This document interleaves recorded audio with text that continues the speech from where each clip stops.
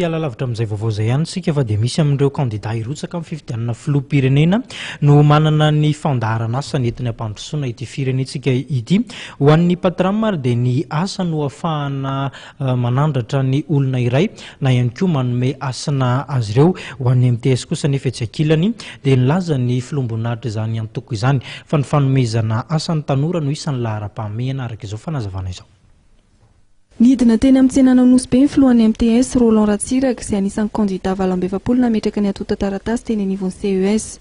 Nijery fotony zava-misy iaina mpivarotra eny an-toerana ary nitafa ihany koa tamin'ny sokajin'olona samihafa teny amin'ny tsenana Nosy Andriamatoa Roland Ratsiraka. Raha ianao hitondra firenena zany ka tena tsy mahafantatra tsara etaetan'olona rehetra, tsy afaka miteny ianao hoe anao an'izao na anao an'izao.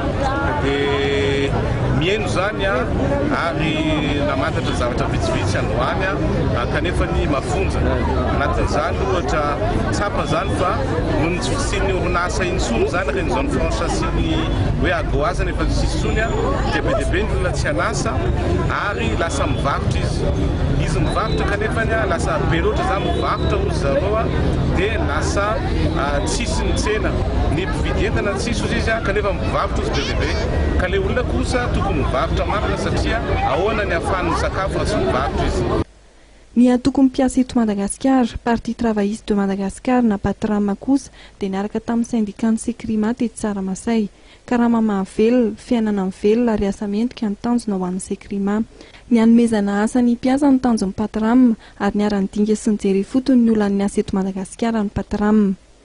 Amin'izao fankalazana ny voalohany volana May izao izay fetin'ny mpiasa dia mahafaly azy izay coordonnateur national ny Parti Travailliste Malagasy na antsoina amin'ny anarana hoe Patram. Atoko mpiasa malagasy izy amin'ny teny malagasy no miarahaba ireo mpiasa rehetra manerana Madagasikara izay mahita izao fampelezana sary izao fa nahatratra izao taona 2024 izao tsika ary nahatratra ity voalohany volana May fetin'ny mpiasa ity.